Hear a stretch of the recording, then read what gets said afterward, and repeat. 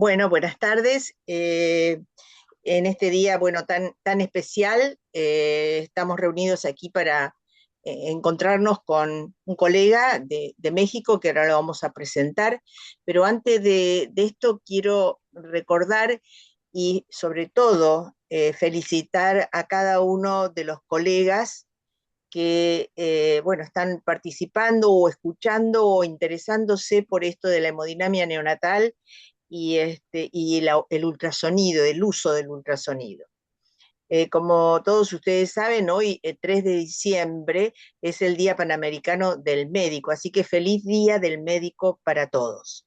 Ustedes saben que esto tiene una gran historia, quizás todos lo conozcan, y que el que bandera esto es el doctor Finlay, que es un médico cubano nacido en Camagüey, en el día de su natalicio es el 3 de diciembre de 1833, y bueno, él fue el que el 14 de agosto de 1881, en la Real Academia de Ciencias Médicas de La Habana, presentó como resultado de sus investigaciones el, la propuesta de que la fiebre amarilla era transmitida por un mosquito y que el vector era el mosquito.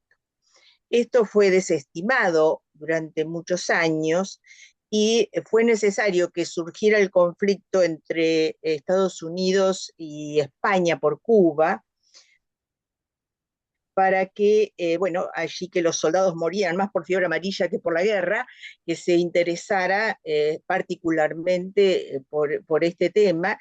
Y en 1901 en Estados Unidos se designa una comisión para investigar este tema y recién ahí es cuando avalan, digamos, la teoría del doctor Finlay como que el mosquito era el vector.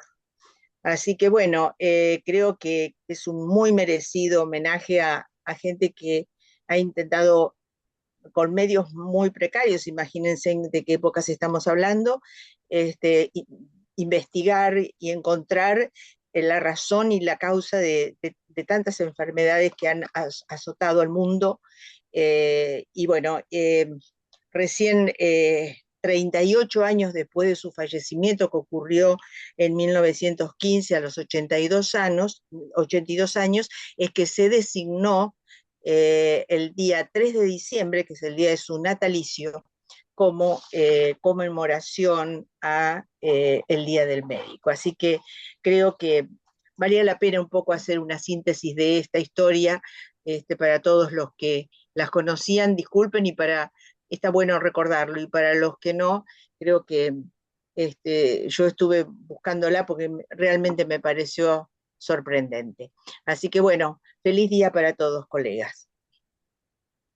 Bueno, vamos a continuar como estaba prometido. Hoy es la séptima videoconferencia y vamos a hablar de hipertensión pulmonar.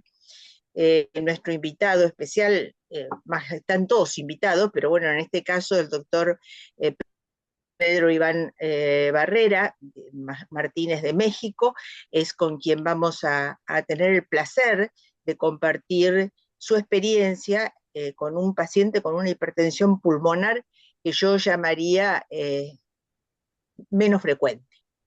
El doctor Pedro Iván Barreras es pediatra egresado del Hospital Juárez de México, neonatólogo egresado del Instituto Nacional de Perinatología, posgrado de alta especialidad en el cuidado intensivo neonatal del Instituto Nacional de Perinatología, maestría en ciencias del Instituto Politécnico Nacional, ECMO, especialista ELSO, coordinación de RENEO, que es el curso de reanimación neonatal por medio de la Sociedad Mexicana de Pediatría, autor de publicaciones, bueno, está concretamente sobre el neurodesarrollo en pacientes ventilados menores de 1.500 gramos, eficiencia de la ventilación nasal en prematuras, es jefe de la unidad de cuidados intensivos neonatales del Hospital Ángeles Universidad. Bueno, con ustedes entonces los dejo al doctor Barreras para que nos cuente este caso tan interesante. Muchas gracias, doctora Ocio, y pues un honor para mí de verdad en este día y estar compartiendo desde México y para todos ahí en Latinoamérica, en Argentina o donde más nos estén escuchando. Acá el Día del Médico es el 23 de octubre, acá en México, pero no sabía del 3 de diciembre, pero un abrazo Guataná, a todos nuestros colegas, a todos nuestros hermanos, a todos los que realmente tienen esta ética por la salud. Y bueno, para no ir quitando tiempo, voy a compartir mi pantalla. Este, Vamos a darle inicio de este tema tan importante. Ahí vamos, un segundo, ahí voy. Se compartir pantalla. Perfecto. Entonces, creo que ahí pueden ver mi pantalla, ¿verdad? ¿Cierto? Perfecto, perfecto, Iván. Perfecto. Perfecto, pues vamos a empezar, doctora. Un agradecimiento. Antes de empezar, quiero decir que no tengo conflicto de intereses con ninguno. Soy pediatra neonatólogo, como ya lo comentó la doctora. En esto de hemodinamia llevo algunos años, pero en eneco soy principiante, ¿verdad? La doctora tomé su curso y me ha ayudado muchísimo. Entonces, algunas cosas que si digo alguna cosa no incongruente referente al eco, la doctora pues me apoyará, porque esto es ir aprendiendo y como yo siempre les he dicho a todos, hay que ser un vaso medio lleno de agua para así poder tener más conocimiento, ¿no? El que cree que sabe todo, pues realmente no sabe nada porque no va a recibir nuevo conocimiento.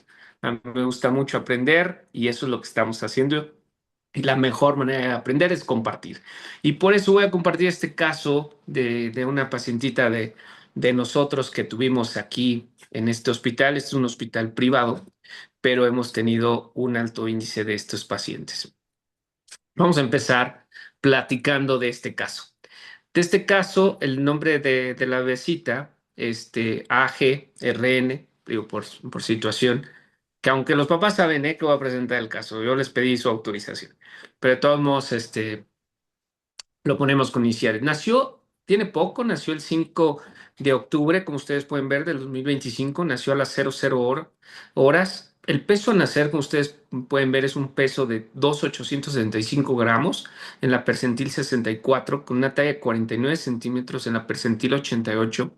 Se le dio un Apgar 88 y un capurro de 36,4 semanas, catalogando como un pretérmino tardío, que son los de más alta morbilidad, ¿no? Este tipo de pacientes que parece que están maduros y no están tan maduros. De antecedentes, vean, tenemos una madre de 36 años de edad, gesta 2, para cero, ya tenía una pérdida. Tuvo un control prenatal desde el primer trimestre con 9 consultas. No refiere ninguna enfermedad, ningún antecedente. Realmente ella cursaba aparentemente con un embarazo normoevolutivo. El mismo día de 5 de octubre, ella acude por tener trabajos de pódromos de trabajo de parto. Hay cosas que ustedes saben que aquí en lo privado es un poco diferente en la medicina privada porque llega, se revisa, lo revisa el médico, su médico ginecólogo, le encuentra con estos datos de pódromo, ya tenía ruptura de membrana. No puse aquí la hora, pero eso fue como a las 4:30 de la tarde. Pero la mamá considera, dice, no, bueno, es que me acabo de comer unas quesadillas que comemos acá en México, que sí, sí le entramos duro, y entonces dijo, no tengo ayuno, y la doctora ginecóloga dijo, bueno, pues al parecer que no tengo ahí reportado, pero sí había encontrado ciertos descensos, ¿eh? Pero bueno, ella considera, y dice, bueno, vamos a esperar el ayuno, pero la mamá todavía se va a su casa, ¿no? Pero bueno, así son las cosas acá. Fue a casa y fue programada a las 00 horas. Cuando nace, el bebé es un producto único vivo, pero nace con un pobre esfuerzo respiratorio. La frecuencia cardíaca sí tenía menor de 100, por lo cual ameritó un ciclo de presión positiva de 30 segundos. Contuvo mejoría, tuvo mejor esfuerzo respiratorio, mejoró la frecuencia cardíaca, pero se coloca, nosotros estamos utilizando, ya comentará la doctora, no sé si hay en Argentina, estamos usando la pieza en T para un CPAP en la toco. Aquí es un videito cortito de la pieza entera del NeoPuff que usamos aquí nosotros. Es la práctica que hacemos aquí con los residentes. Y esa es la pieza T que, esta es la pieza en T que utilizamos al nacer. Obviamente no tengo el video de la bebé, pues estábamos en el pleno, pero fue este proceso, o sea, en la sala de parto, esto es bien importante, en la sala de parto la tuvimos 30 minutos con la pieza en T dándole un CPAP llamado un CPAP temprano. Este es un maniquí y este es solamente para que ustedes tuvieran la idea de lo que hacemos nosotros en el área de labor. Posteriormente, del nacimiento, después de 30 minutos que estuvimos en el área de labor, con CPAP, o sea, nunca la dejamos ventilando, se estábamos reclutando con la pieza en T, que se llama Neopuff, pero es pieza en T, y se ingresó a la unidad de cuidados intensivos. Aquí les voy a poner a nivel respiratorio y luego vamos a ver a nivel hemodinámico, qué es lo que más vamos a poder sacar provecho. A nivel respiratorio, aquí ponemos, nace a las 00, bueno, 00, pero aquí fueron 30 minutos, como lo pongo aquí, 30 minutos de pieza en T con un CPAP.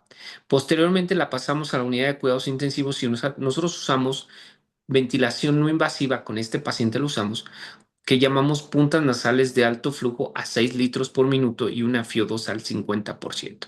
Esto, como ustedes pueden ver, es el mismo 5 de octubre a la 1 de la mañana. Posteriormente, con eso la dejamos todo el día desde la 1 de la mañana hasta el otro día. Ella se mantenía con saturaciones arriba de 90, pero continuaba con cierto tiraje intercostal bajo que gira inconstante, por lo cual incrementamos las puntas hasta 8 litros por minuto. Vean la gasometría, que también es un punto muy importante, y esto quiero recargar mucho, de que la gasometría estaba en equilibrio ácido-base. Tiene un pH 7,37, un PSO2 de 39, una PO2 de 65, bicarbonato de 29, se repitió, perdón, y un déficit de base de 4,8. O sea, si ustedes pueden ver realmente a nivel respiratorio, a pesar de que tenía un Silverman entre 2 y 3, se mantenía con un equilibrio. Eso es bien importante. O sea, si mantenemos el equilibrio, eso fue lo que nos hizo nosotros mantenerla en ventilación no invasiva. Esta es la primera placa antes de poner las puntas nasales de alto flujo. Está un poquito rotada, pero acá tengo una imagen. Antes de eso, voy a ir poniendo algunos puntos clínicos y algunos puntos de bibliografía que siento que les va a servir mucho. Nosotros usamos este Golden Hour, así como dicen Golden Hour del apego. Nosotros usamos aquí en mi unidad, tratamos de usar este Golden Hour, que es a la primera hora de los pacientes que tienen datos de dificultad respiratoria. Los abordamos para evitar precisamente a que desarrollen una hipertensión pulmonar. Y en la primera hora, si ustedes pueden ver, cualquier bebé que tiene datos de dificultad respiratoria moderada o severa, a los 35, 45 minutos tomamos una radiografía y una gasometría y valoramos qué tipo de ventilación de usar. Esto nosotros lo llamamos Golden Hour de respiratoria, falla respiratoria, y principalmente lo hacemos en los bebés que tienen antecedentes prematuros, de término con hipoxia, o en este caso, de este caso clínico, era un late preterm, o sea, un pretérmino tardío, por lo cual nosotros hicimos el abordaje y nosotros a la hora ya teníamos puntas nasales de alto flujo. O sea, no dejamos una transición, o sea, no dejamos de reclutar ese pulmón para evitar la secuencia de hipertensión pulmonar. Esta es la radiografía, una de las primeras radiografías. Ustedes pueden ver, aquí está con puntas nasales de alto flujo en 6. Aquí iniciamos con 6 litros y después subimos a 8. Ah, no, aquí ya la tenemos en 8. Tenemos el catéter, podemos ver cosas externas como es el catéter umbilical. En este caso no pudimos ponerle arterial, nada más tenemos el umbilical. Tenemos vamos a contarlos, 1, 2, 3, 4, 5, 6, 7, 8 espacios intercostales. Si ustedes pueden ver, es un pretérmino tardío, pero en esta imagen, es lo que le comentaba yo a la doctora, o sea, nosotros no, bueno, yo en mi caso no hago ultrasonido pulmonar, no estamos en un eco funcional, pero en este caso no veíamos un dato de que fuera un síndrome de distrés respiratorio, o sea, una enfermedad membrana, por lo cual no asumimos que necesitaba intubación o aplicación de surfactante. Pero sí vemos, si ustedes lo pueden ver ahí en sus pantallas, vemos esta zona de aquí que se ve un poquito más, con un poquito más contrastado, o sea, un poquito infiltrado, que sospechamos que muy probablemente parecía en esta radiografía un proceso que nosotros pensamos en algo de infeccioso, o sea, un proceso neumónico. Iniciamos esquema de antibiótico con AMPI-AMICA. Causas, por aquí está diapositiva de las causas frecuentes.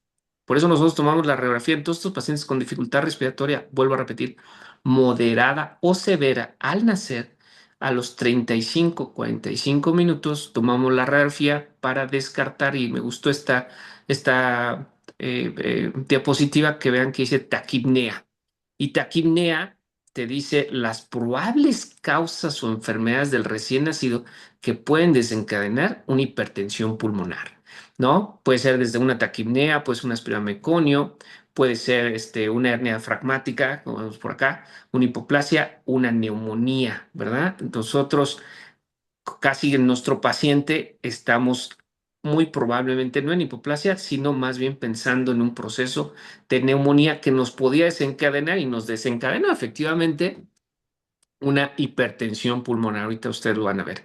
Vean, en esta radiografía se ve un poco más la evidencia de, no sé si aquí la pueden ver, vean cómo esta zona de aquí nos llama totalmente la atención. Hay una zona de condensación. Vean, esta es la gasometría de las que yo estuve revisando en el expediente clínico. Esta es la que veíamos más, así que nos sentíamos, decíamos, híjole, lo intubamos, no lo intubamos, ¿no?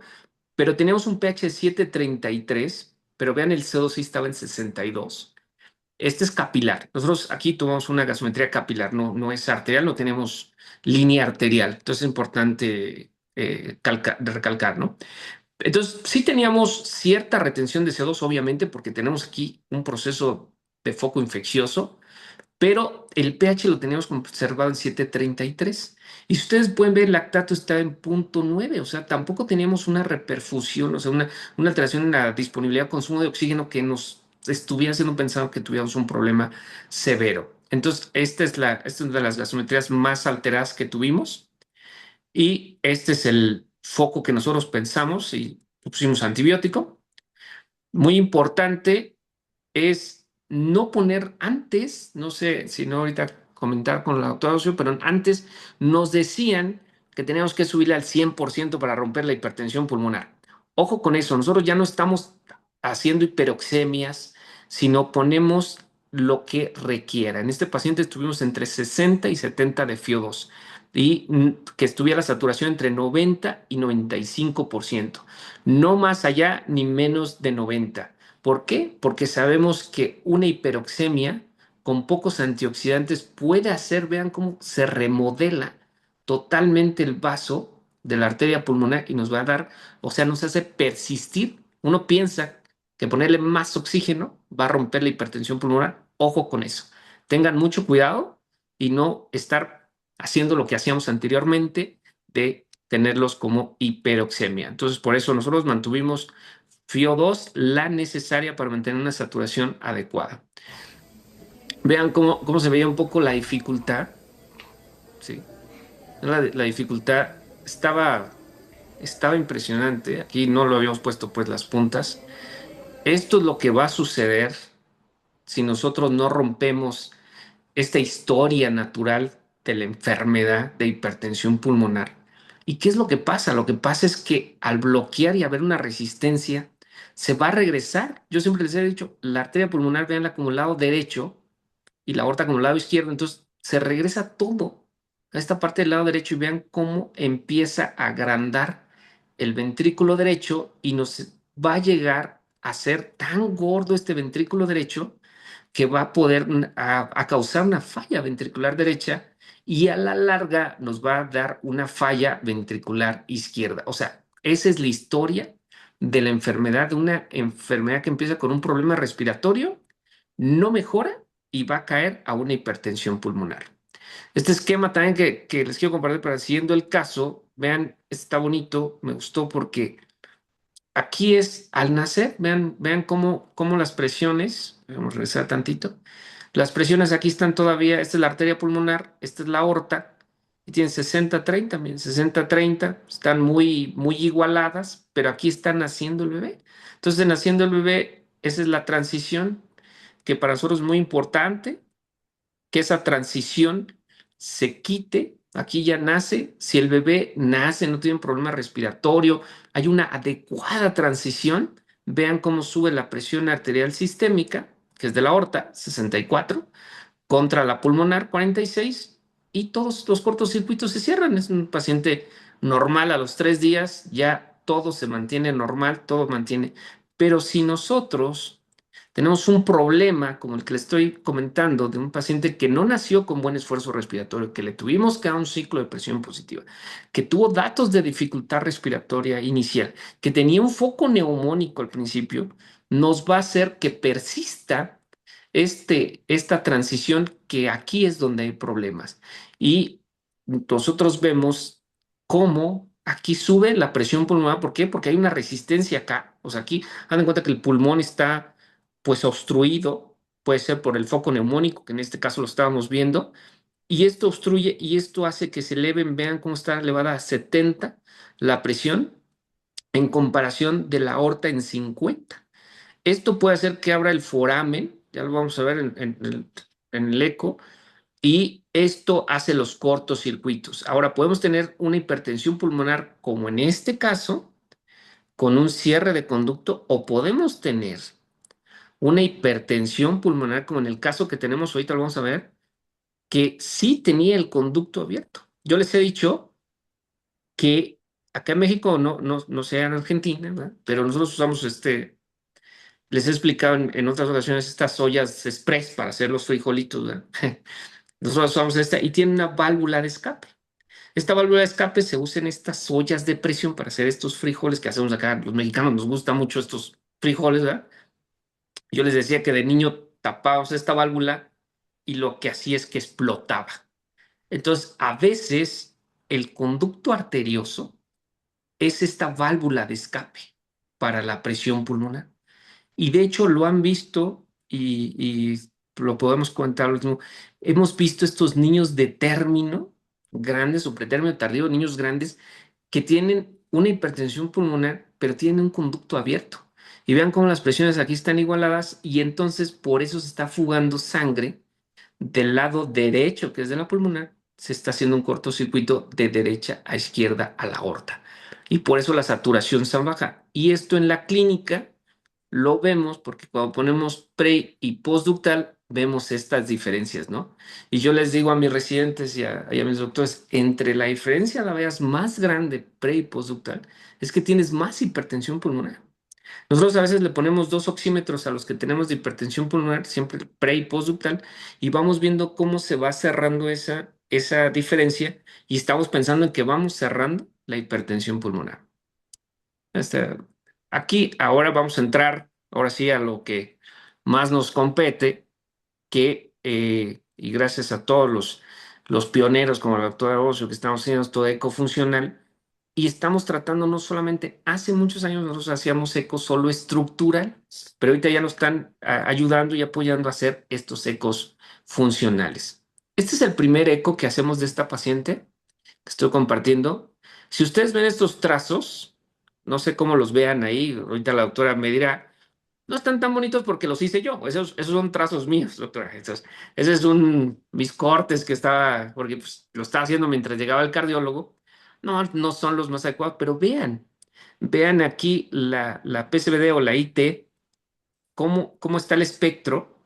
Ahorita la doctora nos comentará más de eso, que es la experta, pero sacando tenía 80 de PSVD, 80, y compartí este trazo, que este es para sacar el tracto de salida de la arteria pulmonar, y me llamó mucho la atención, y es lo que le decía al cardiólogo, que lo saqué. ¿Ven? Primero, no sé si alcancen a ver lo choncha, o bueno, así decimos aquí en México, lo grande y gruesa de la arteria pulmonar, ¿no? O sea, la alta resistencia, vean cómo la hace gorda, ¿no? O sea, está grandísima. Y cuando sacamos este tracto de salida del IBT que le llamamos, o ITB, me dio 5.1. O sea, tenía tanta resistencia que no lográbamos tener un buen espectro. Vamos a ver después ya con el tratamiento cómo mejora. De hecho, era bien difícil sacar este corte, no la veíamos gruesa así, eh, fea. Ya este es el corte del cardiólogo. Yo lo veo igual, pero bueno, hay que decir que este sí lo hizo el cardiólogo, ya es un corte más estético, más bonito de esta misma paciente. Esto lo hicimos en las primeras 24 horas de vida de la bebé, y vean cómo vuelve a ser el mismo espectro, él ya lo tiene un poquito mejor, igual sacó la misma cantidad que yo, no está muy diferente a lo que yo saqué, está en 80 de presión pulmonar. Vean cómo aquí en el corte, en un preesternal corto, vean el ventrículo izquierdo cómo está totalmente aplastado, o sea, cómo este es el ventrículo derecho y cómo lo aplasta totalmente aquí. Y sacamos este que es un índice de EA en la parte cuatro cámaras, y aquí lo vemos en la mitral, y tenía más aquí no alcanzo a ver, pero tenía más de uno con una falla diastólica. O sea, este paciente teníamos al parecer, y ahorita vamos a tener mucho tiempo para platicar, al parecer nosotros sentíamos que teníamos controlado el problema respiratorio porque teníamos una gasometría, todas las gasometrías, no les pongo todas, pero ninguna tuvimos pH menor de 730. Pero parecía que aquí el problema era más hemodinámico, más que respiratorio. Ese es, bueno, si corre el video, vean aquí, pueden ver, vean cómo se mete aquí el color del conducto arterioso, ¿verdad? Y aquí, esos son cortes también míos, doctor. Entonces, algunos no están tan bonitos, pero estaba ahí tratando de hacerlo. Vean, aquí se alcanza a ver el arco órtico y se alcanza a ver ahí cómo está ahí metiéndose el color. O sea, este bebé tenía tanta hipertensión pulmonar que tenía hasta el conducto abierto. De hecho, el cardiólogo decía, vamos a cerrarlo. Y digo, no, espérame, este es por un problema hemodinámico, no es un problema de un prematuro. Entonces, aquí hemodinámico vamos a analizar cómo íbamos en este caso. Bueno, nació el bebé repasando el día 5 de octubre. A las 6 a.m. Fue cuando le hicimos el ecocardiograma funcional. Yo se lo hice inmediatamente, pero obviamente lo pongo a las 6 de la mañana porque fue el cardiólogo. Ellos no se desvelan, ¿verdad? Ellos sí. Pero esa es la ventaja de que el neonatólogo pueda hacer para tener ya una idea, porque ellos sí tienen que ir temprano, ¿verdad? Ellos vienen. Entonces, él saca igual la PCVD de 80, el conducto arterioso con un cortocircuito de derecha a izquierda, el IVT que ya habíamos comentado que tenía 5, vean la FEBI 50, no estaba tan adecuada, el TAPS estaba en 7 y el índice A mayor de 1.3. Con esto, y comentando con el cardiólogo y con el equipo, el mismo empezamos y dijimos, ¿sabes qué? Vamos a mantenerla. Esto de verdad que bueno compartir con ustedes, porque sí estábamos en una angustia, doctora, de decir, ¿le intubamos o no le intubamos? Porque si es o sea, ves 80 de pulmonar y te da un espanto totalmente, ¿no? Y la subimos a 8 litros. Quiero comentar que no usamos CPAP porque sentíamos que la podíamos reventar o hacer un neumotórax con CPAP. Y en este caso las puntas nasales nos dieron una facilidad de que la bebé estuviera un poco más tranquila, y teniendo un silbano entre 2, máximo 3, y una gasometría en equilibrio, decidimos, ¿saben qué? Vamos a hacer un manejo hemodinámico, vamos a mantenerla con fase 2 de ventilación e iniciamos manejo con milrinona a punto 33 microgramos kilo minuto, y lo vamos a dejar por 72 horas. Esta es una foto, no puedo poner el video, pues es la foto vean cómo el chorro, o sea, evidentemente botaba ahí, se veía pues en forma impresionante. Este es el reporte del cardiólogo, que conté ahí una hipertensión pulmonar grave suprasistémica, hemodinámicamente lo pone compensado. Aquí pone arriba, vamos a poner, dice el conducto bidireccional, 3.8. Ah, no, es el foramen, perdón, foramen, una insuficiencia tricuspidia grave con vena contactil, el TAPS es de 7, el EA mitral de 1.2.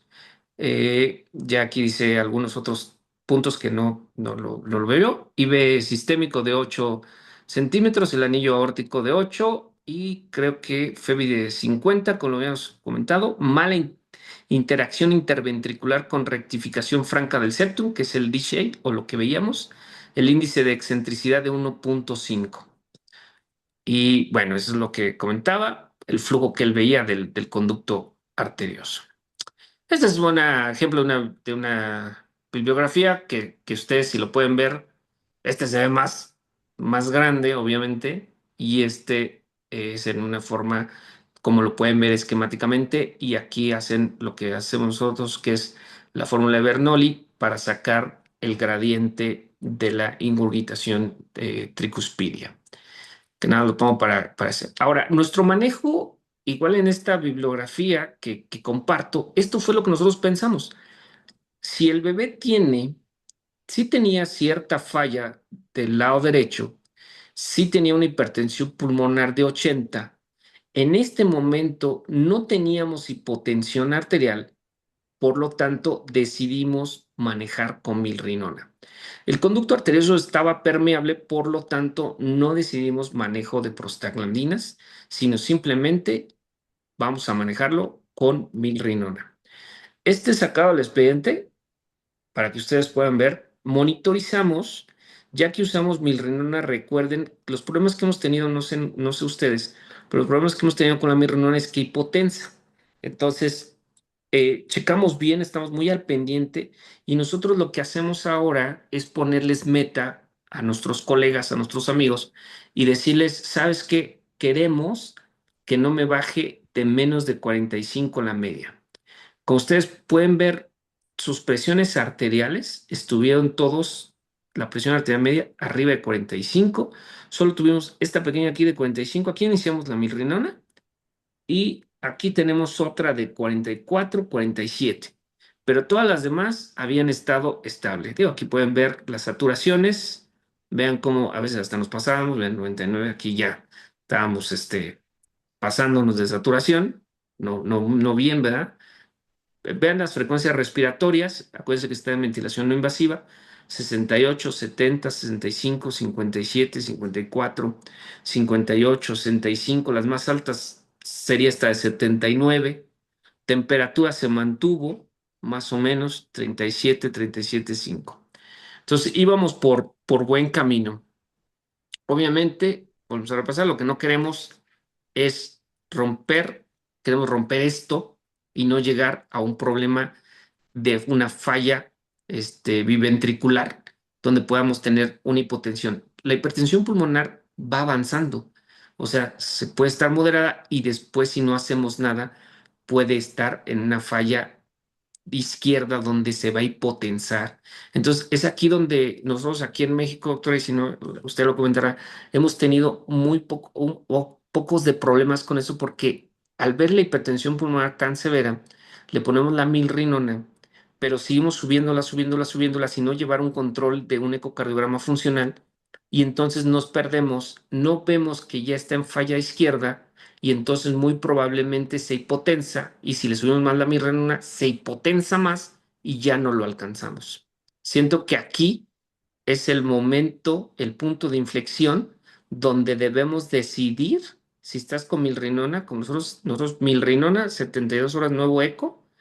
Bueno, lo tomamos diario porque yo estoy haciendo ahí mis prácticas y estoy tomando diario porque, bueno, pues es parte de la educación, pero el cardiólogo lo toma 48, 72 horas para ver que no nos estemos yendo a un problema de falla izquierda. Que a pesar de todos nuestros esfuerzos, pues vean este corte. Este es un paresternal corto y vean cómo se mueve el ventrículo izquierdo, doctora. Pues no muy bien. O sea, sí teníamos cierta falla del ventrículo izquierdo por esta hipertensión pulmonar severa. Y hicimos el cambio después de 72 horas. Nosotros, hay poca evidencia, quiero comentar esto con mucha premicia, pues de decir, hay que tener cuidado porque, bueno, nosotros tenemos experiencia aquí en mi unidad y aquí en México de usar levosimendan. Sé que hay poco información, ahorita les voy a poner algunos, hay datos, pero nosotros, aquí ustedes pueden verlo, este es también sacado del expediente, vean cómo aquí está la milrinona, Ahora estamos usando punto 33. No subimos de punto 33, la manejamos a punto 33 y aquí hicimos el switch después de 72 horas y empezamos el manejo con levosimendan. Aquí está, aquí lo ponemos en nuestras indicaciones.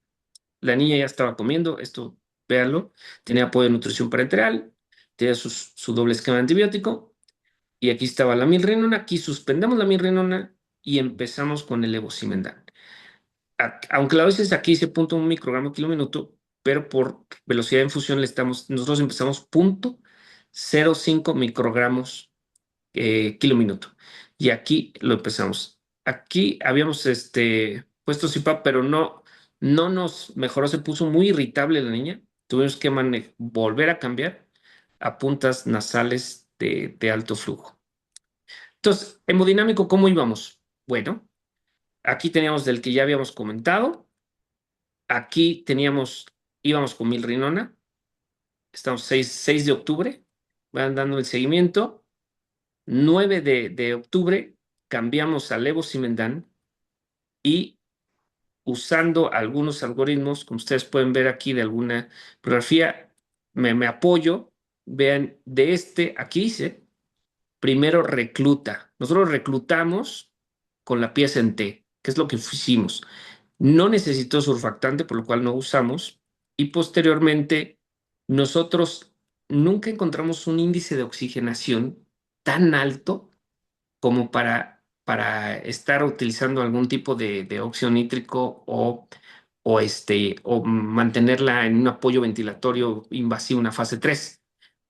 Pero sí encontramos donde teníamos una falla cardíaca y por eso usamos el apoyo de milrinona. O sea, hipertensión más falla cardíaca, milrinona. Y obviamente aquí vienen otros esquemas si el paciente se pusiera mal. Nosotros no requerimos en este caso, la verdad fue un caso que es bonito compartirlo y gracias a la doctora que me dio este foro, porque no se nos hipotensió, no tuvimos una falla como tal, no tuvimos que usar todo esto que viene en esta bibliografía hasta llegar a un ECMO, pues realmente no.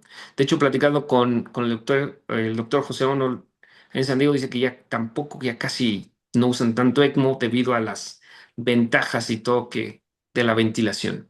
Esta es la evolución.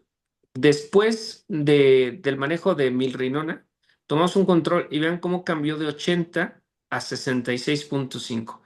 Vean aquí lo que les decía, no sé si lo alcancen a ver, pero el IVT pulmonar, bien, ya cambió. Hasta nos dio 14. Bueno, a lo mejor lo saqué un poquito raro, trato de hacer mis cortes, pero nos daba 5. O sea, a mí se me hizo impresionante cómo cambió totalmente este espectro, que espero que ahorita la doctora nos comente algo ahí del IBT. Y posteriormente, ya después del levosimendan, va cambiando y va bajando. Vean cómo ya aquí, ya después teníamos ya casi a las últimas 72 horas de levosimendan, ya teníamos 46 de presión pulmonar. O sea, realmente en pocos días, aunque parecen muchos, como lo estoy platicando, fueron pocos días que tuvimos una evolución excelente. Aquí igual, sacado el expediente.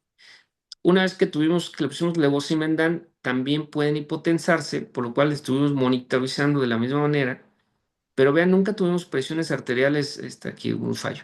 Nunca tuvimos presiones arteriales bajas, perdón, nunca se nos llegó a tener una hipotensión. Nunca llegamos a tener un problema. Aquí si lo alcanzan a ver, aquí abajito, no sé delgándome. Aquí teníamos las puntas nasales en 8. Aquí estamos con 8 el flujo. Eso sí lo mantuvimos siempre con 8. Sus saturaciones se mantuvieron bien. De hecho, en unos hasta rebasamos hasta más de lo que debemos de tener. Su temperatura bien, no tuvimos ningún problema. Bueno, este es otro esquema que ya lo platicamos. Esto me lo voy a pasar porque eso ya lo hemos comentado.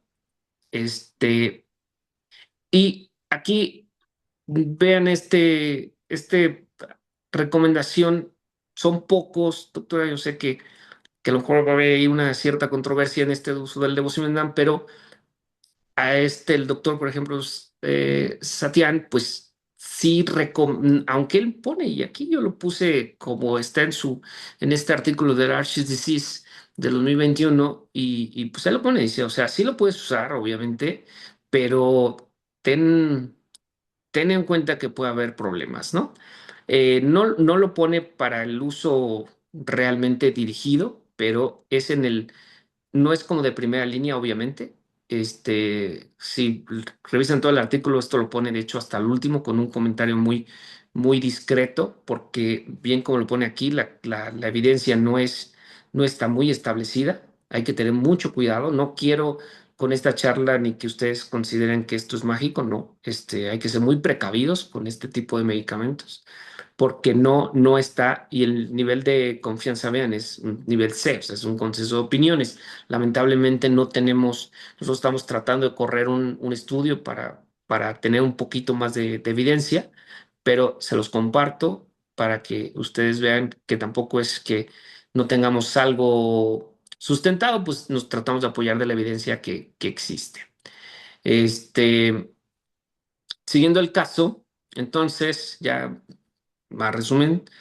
Vean, 5 de octubre, 6 de octubre, estábamos aquí ya con fase 2 como lo habíamos comentado, milrinona, 72 horas. Posteriormente hacemos un cambio a levosimendan, aquí me equivoqué, pasan 72 horas de milrinona, una disculpa. 72 horas, no, el nuevo control de ecocardiograma, pero a las 72 horas cambiamos al levosimendan.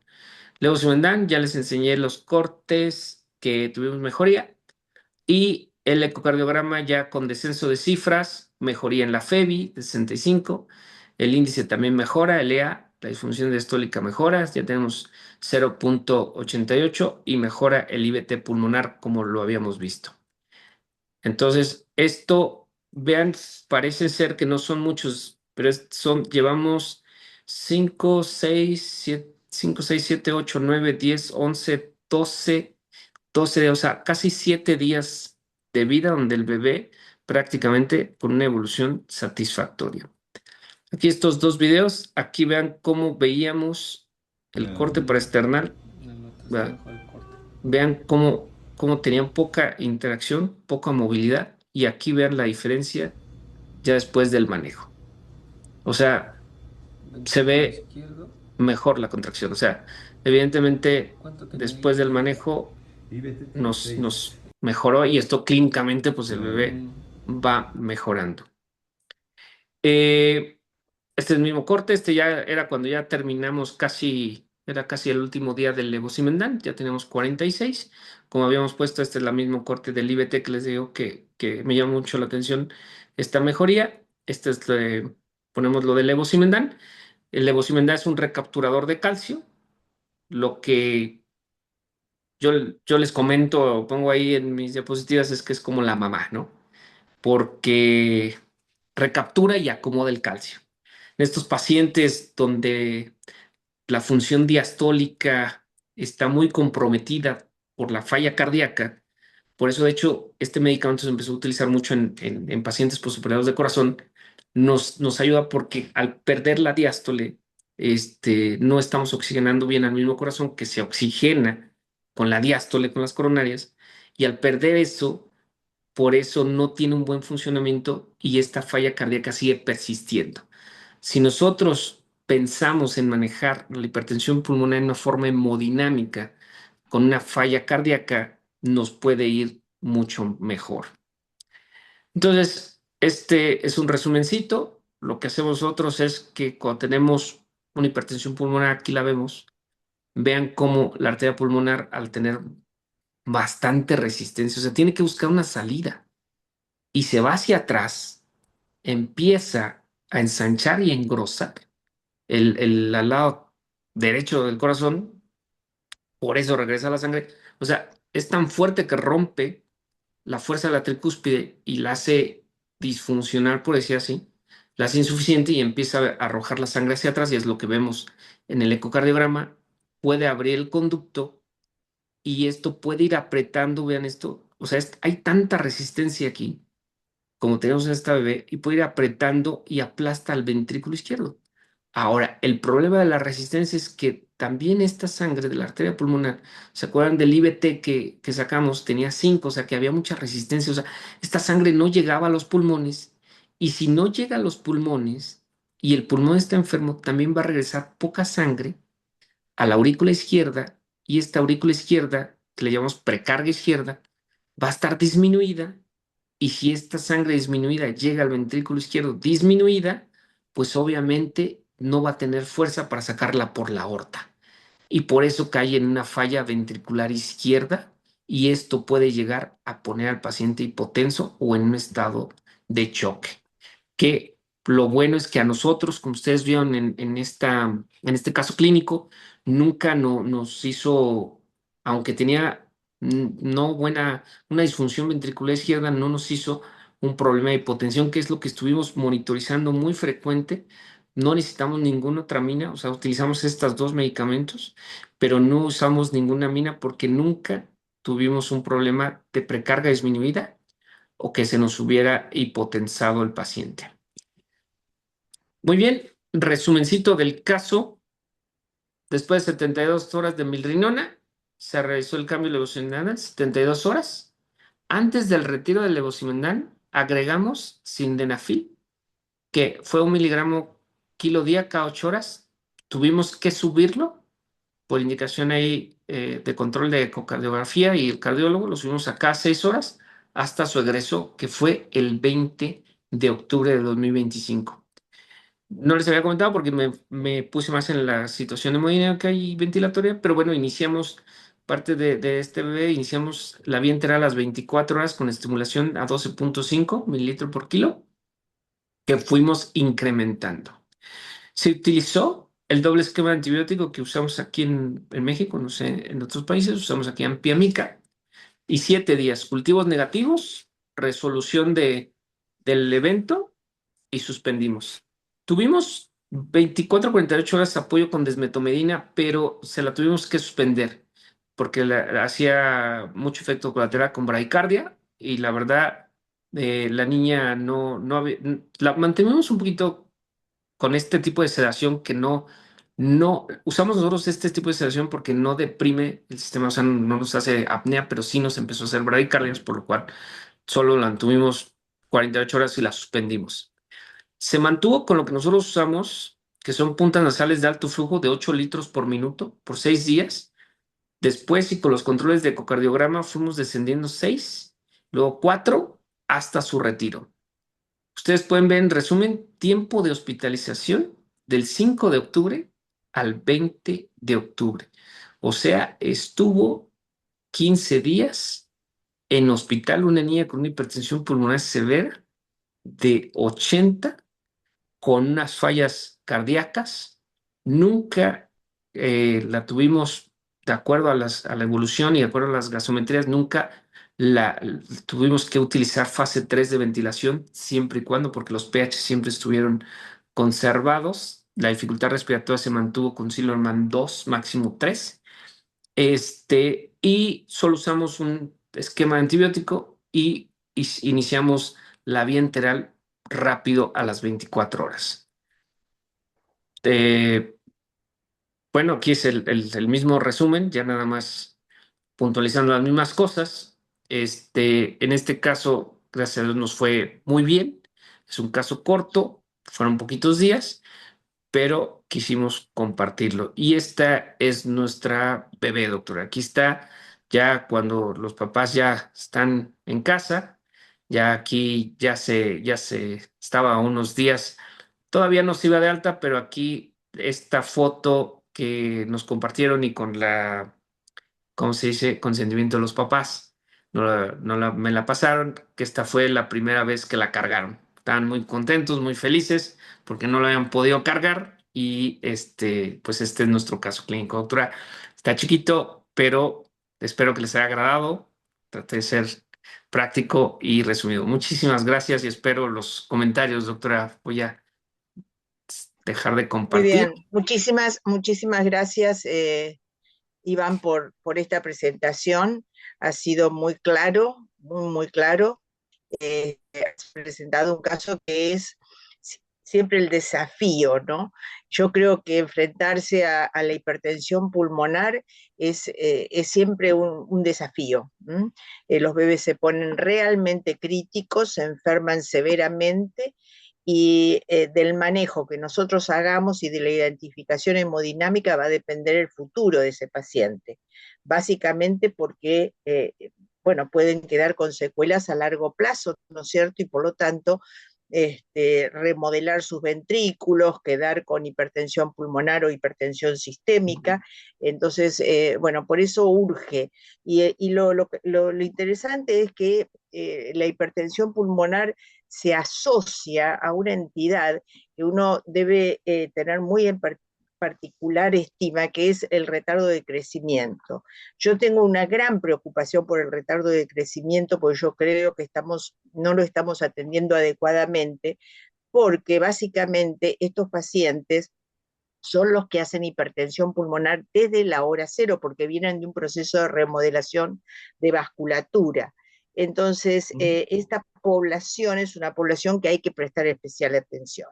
El paciente que has presentado, yo creo, es un paciente que es un desafío diagnóstico, básicamente porque, a ver si puedo compartir el concepto de lo que quiero decirles. Decime si se ve la pantalla.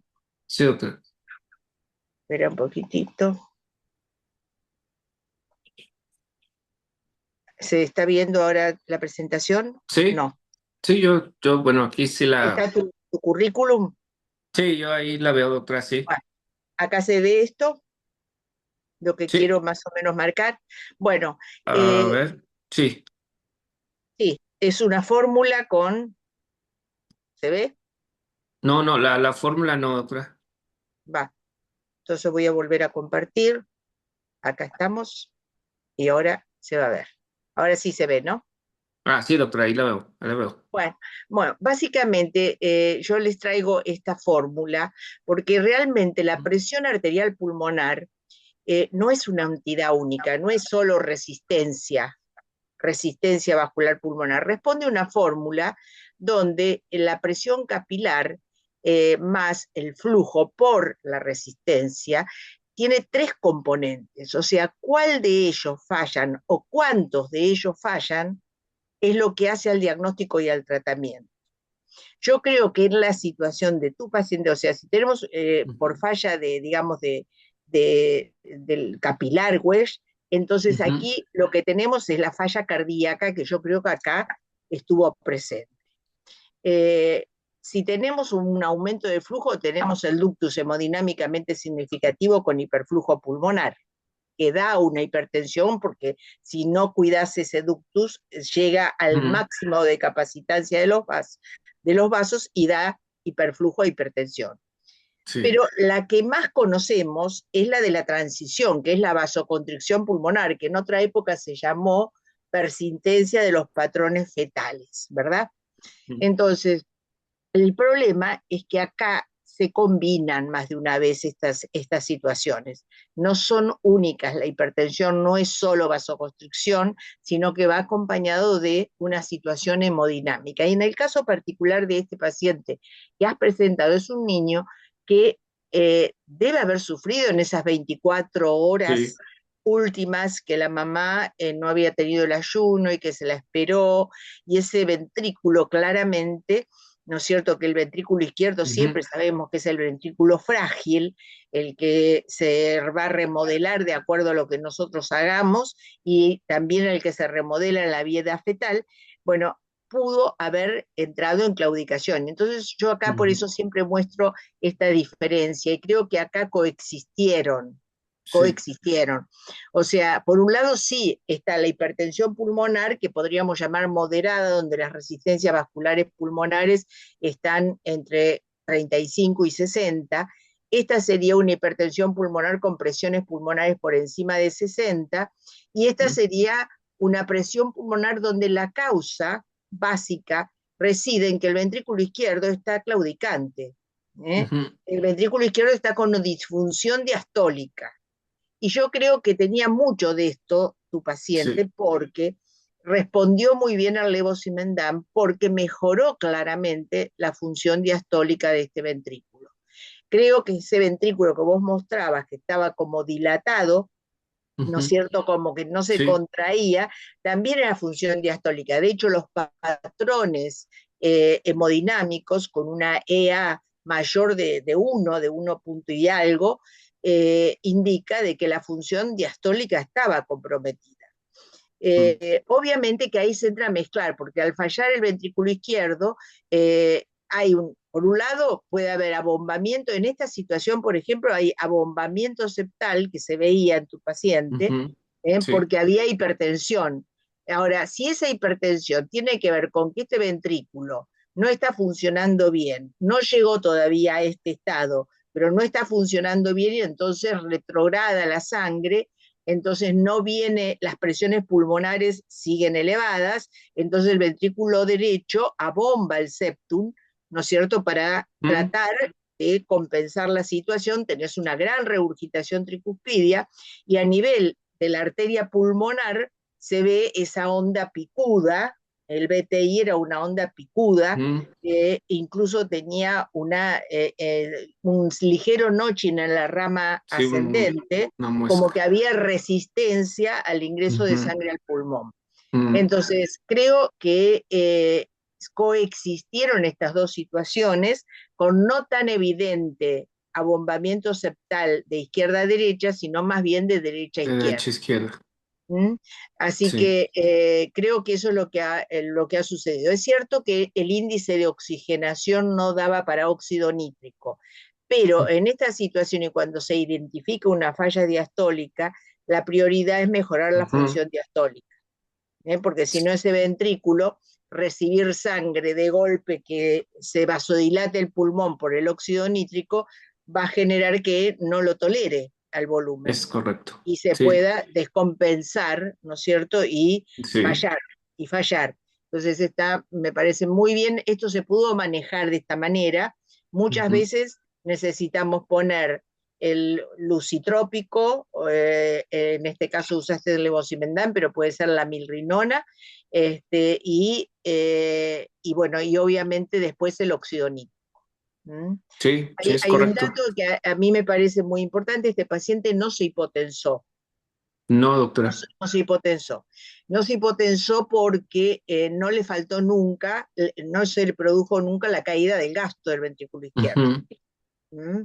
De alguna manera, no sé si es porque ustedes actuaron rápidamente y la milrinona bajó las resistencias vasculares pulmonares al mismo tiempo que mejoraba ujú, la función del ventrículo izquierdo y este conjunto hizo de que no cayera el gasto en el sistémico, porque claro. si no lo típico es que una hipertensión pulmonar severa pura curse con hipotensión sistémica, porque Sí, claramente al tener tanta resistencia en el pulmón, tiene poco flujo de entrada a la aurícula izquierda y poco flujo de llegada al ventrículo izquierdo y poca eyección.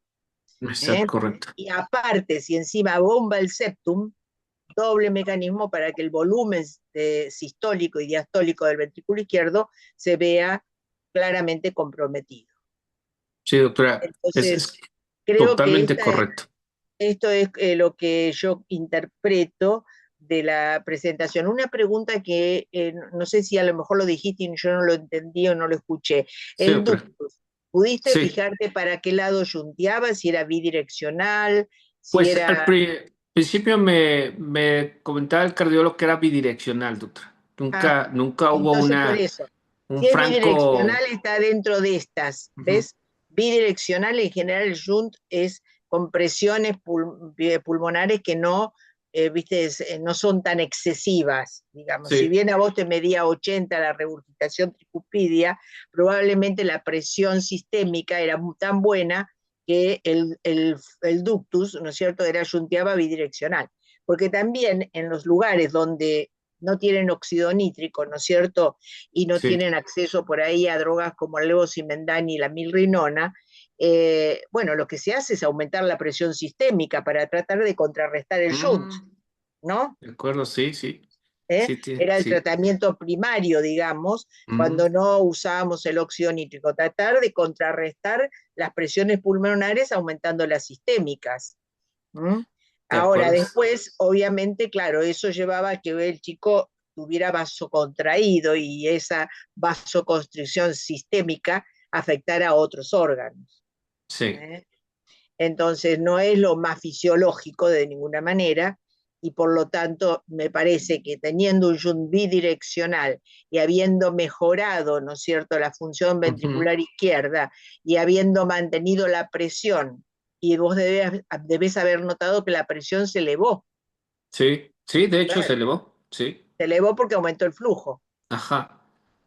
Cuando uno ve la presión, digamos, siempre hay un dato que creo que es importante y que está en la bibliografía últimamente, que está muy, muy resaltada. Cuando uno se maneja con los parámetros, digamos, clínicos, el desglosar la presión sistólica y la presión diastólica nos da una información extra, Mm, porque en general correlaciona muy bien la sistólica con el gasto y la diastólica con la resistencia, mm, mientras que la correcto, media es en realidad un promedio de las dos. de las El dos. poder desglosarlo a vos te permite clínicamente, y antes de hacer la eco, más o menos tener una apreciación de si es el flujo o la resistencia lo que está comprometido, en el caso de un paciente Mm, hipotenso. ¿Eh? es Por correcto. eso creo que acá no se hipotensó el paciente, que las No, resistencias se mantuvieron y que vos le aumentaste el flujo a través de la medicación, y esto generó que el gasto se mantuviera, la perfusión tisular se mantuviera. ¿Orinaba todo el tiempo? sí, doctora, de hecho, uno de los metas también era mantener el gasto urinario arriba de 3 a 4 mililitros kilo hora. La mantuvimos muy bien. Yo creo que en este caso, doctora, dos cuestiones bien importantes. Una, el que nunca lo hayamos ventilado. O sea, quiero compartir, a ver, nos comenta usted, porque aquí en México, creo que hay gente aquí conectada también aquí de la Ciudad de México. Tratamos la hipertensión pulmonar como una receta de cocina, doctora. De cuenta, hay hipertensión pulmonar, llega el cardiólogo, dice tiene cifras de tanto, ponle intúbalo, ponle milrinona, ponle alta frecuencia, óxido nítrico y así. O sea, lo hacemos así, como si fuera A, B, C, D, F, G. O sea, no tratamos de darle el tratamiento adecuado. En este caso, doctora, si tal vez si hubiéramos no tenido tanta paciencia y le hubiéramos intubado y hubiéramos puesto ventilación de alta frecuencia, hubiéramos apretado más al corazón, tal vez no hubiéramos tenido un buen flujo y nos hubiera caído más en falla cardíaca. O si hubiéramos usado el óxido nítrico con una falla diastólica ventricular, hubiéramos hecho una hipertensión postcapilar peor y nos hubiera ido, y tal vez esta bebé, yo lo platico y ven el caso y todos dicen, ay, no, pues qué bonito, ¿no? Qué suerte. Pero podría haber sido un caso que la bebé hubiera podido no salir adelante o fallecer si no hubiéramos tenido la perspicacia de no meterle las cosas por receta de cocina, es a lo que me refiero. Quiero que usted nos comparte y nos diga que la hipertensión pulmonar no es nada más, es hipertensión pulmonar, es nada más la IT o la PCBD y háganle lo que dice ABCDF. Yo creo que hay que tratarla por sus diferencias y de acuerdo a cómo esté en ese momento, ¿no, doctora? Yo te voy a dejar esto, viste, es como mensaje, digamos, porque creo, viste, que este cuadro lo define claramente. Esto lo dijo el doctor Klukov y Evans en 1998, y viste, y sigue siendo vigente Ujú, al día de hoy. O sea, cada vez más, exacto. cada vez más. O sea, la hipertensión pulmonar es una entidad grave, pero es acompañada muchas veces de falla hemodinámica. Y Ujú, muchas veces uno coloca óxido nítrico, hace la receta de cocina, como vos decís, lo ventilás óxido nítrico y resulta que falla. Y falla porque exacto. no fue evaluado hemodinámicamente el paciente. ¿Mm?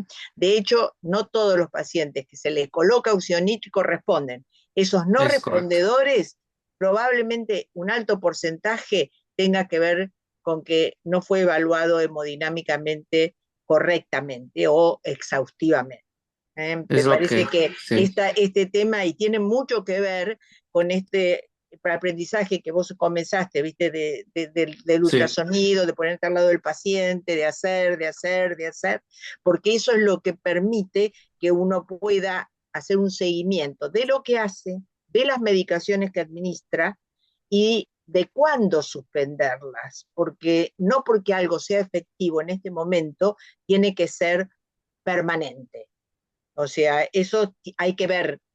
Hay que ver cuándo realmente dejó de ser necesaria y suspenderla. De acuerdo, sí, doctora, y esta bebé de una hipertensión pulmonar tan severa en 15 días está en su casa. O sea, pudo haber cambiado totalmente si hubiéramos seguido la receta de cocina, ¿no? De no tener esta claridad de poder abordarla hemodinámicamente. Y eso es lo que usted bien comenta. De hecho, no sé si usted recuerda de igual manera que mucho tiempo en la hernia diafragmática que casi prohibían el óxido nítrico y en muchos de hipertensión también lo decían no respondedores, pero como usted bien lo dice, realmente no es que no sean no respondedores, sino no están evaluados en el momento indicado para darle óxido nítrico. O sea, no a todos le va a funcionar, ¿no? O sea, no a todos ni es el momento. Ahora, tampoco es que si en ese momento no lo requiere, no lo va a requerir, sino es analizar en qué momento lo tiene que requerir o nunca requerir y no solo Yo creo aplicarlo así. claro, ser más preciso con la Ujú. indicación y con el momento. Exacto. Y En el momento, por esto hablamos de hemodinamia, o sea, es dinámico, es cambiante, claro. hay que estar activo, hay que estar presente. Y por eso a los que nos gusta el intensivismo, tenemos que acompañar las evaluaciones con una correcta evaluación hemodinámica. Y creo que complementar con ultrasonido, con espectrofotometría infrarroja, vos hoy dijiste algo muy simple, la saturación pre y postductal, son Ujú. detalles, ¿no es cierto?, que ayudan al diagnóstico y a un seguimiento, ¿no es cierto?, de la Sí. situación. ¿Eh? Y ya, por Estamos, último, doctora, tiene toda la razón y qué bueno que siga compartiendo estos foros y todo y comentarles, ojalá que esta información también llegara a los ginecólogos, doctora, porque los de retardo en el crecimiento intrauterino, ellos los tratan como si fueran, no, es normal, muchos compañeros, colegas, con todo el respeto que me merecen, nacen bebés con retardo en el crecimiento y, no, no, está chiquito, pero estás muy bien, pásalo al alojamiento o ya lo quieren dar de alta y se les complica, se ponen mal, empiezan con polipnea, empiezan con datos de alteraciones hemodinámicas, no quieren hacerles los ecos porque ellos piensan que no hay una justificación y usted bien lo ha dicho y hay artículos y hay mucha información de estos bebés como desde la falta del flujo placentario que los hace no crecer, no solamente no crecen en tamaño, la lógica es que si no estoy poniendo flujo, no solamente van a ser chiquito, van a ser chiquito y malformado el corazón hablando funcionalmente. Y tiene claro que toda sí, la razón y ojalá que esto se extienda y que los ginecólogos entiendan este tipo de cosas y no lo tomen muy ligera, ¿no? Muchas gracias, exactamente. doctor. Al contrario, no sé si hay alguien en el público que quiera hacer alguna pregunta. Te cuento que hubieron Sí, 23 personas en vivo y bueno, y la vamos a dejar grabada para todas las preguntas. Yo sé que vos estás disponible, cualquier claro. pregunta que haya quedado pendiente, te la vamos a hacer llegar, Iván, para que puedas Sí, contestarla. sí, doctora. Si nadie quiere preguntar nada, yo quería hacer un comentario que nos compete. Empezamos hablando del Día del Médico y de la fiebre amarilla y del mosquito y demás, y resulta que ustedes saben que en Cuba en este momento están sufriendo una epidemia de Sí, chikungunya. Bueno, se me sí, con atravesó. cuya, creo. Exacto.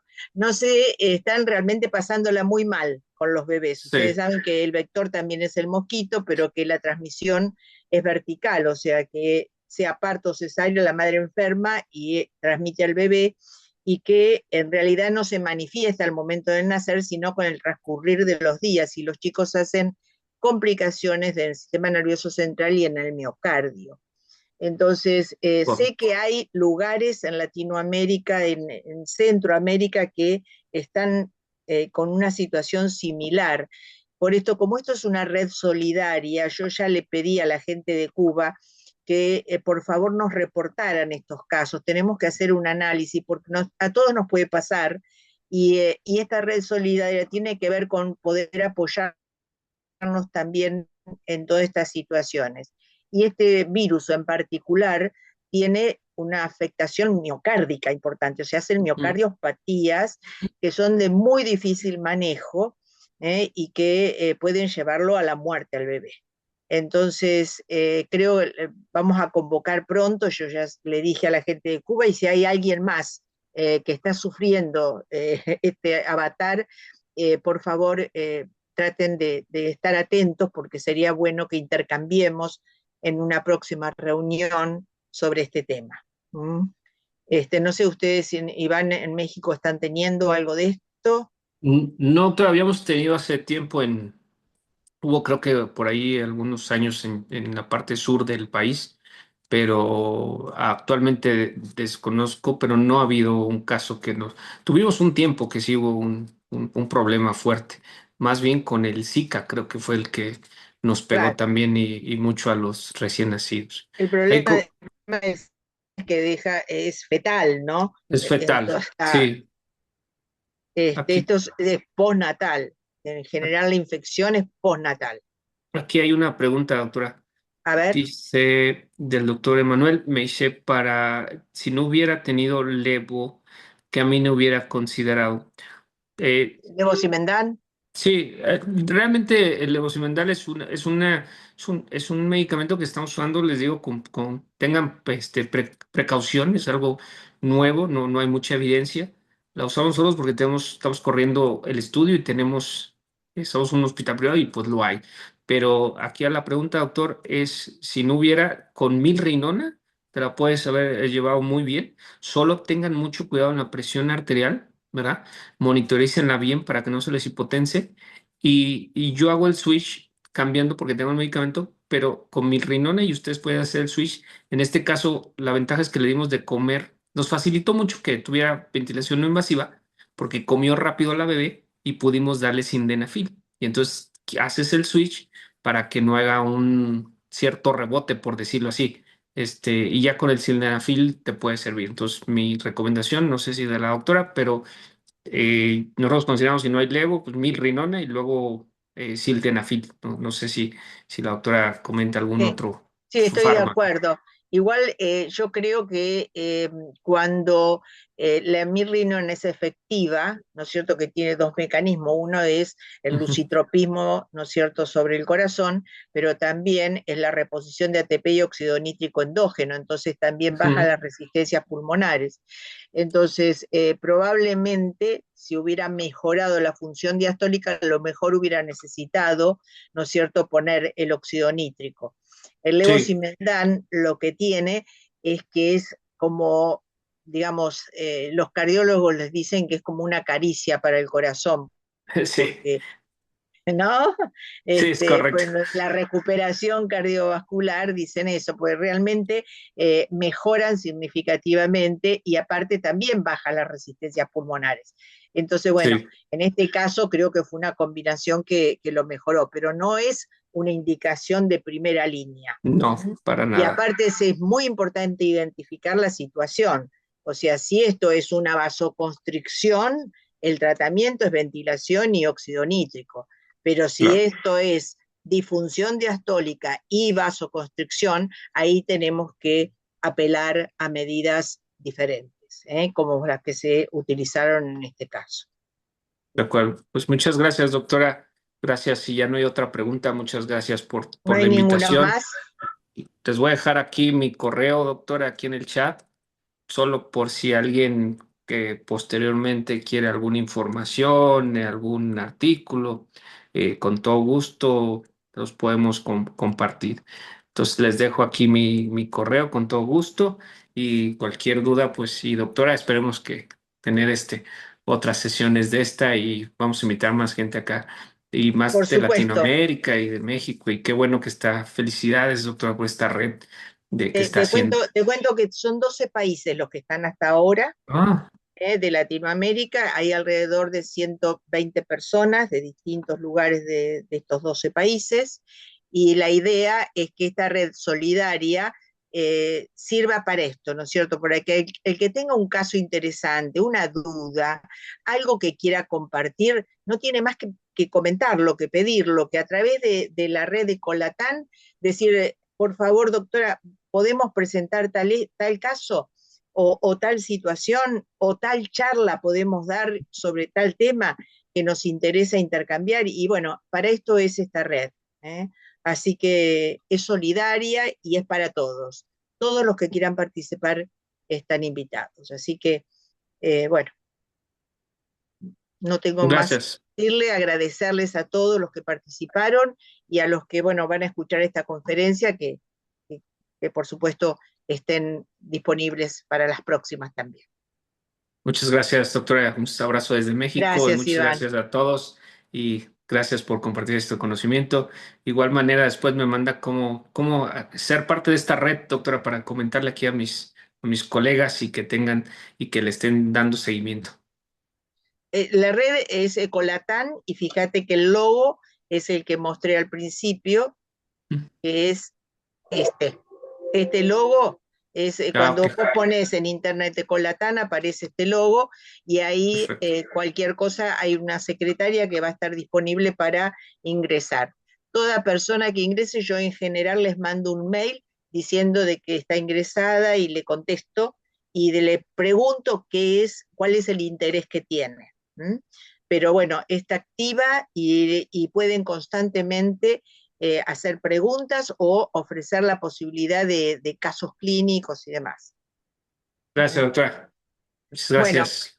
Un a abrazo. disposición, a disposición. Hasta Un abrazo pronto. a todos. Muchas gracias. Hasta pronto. Gracias a todos.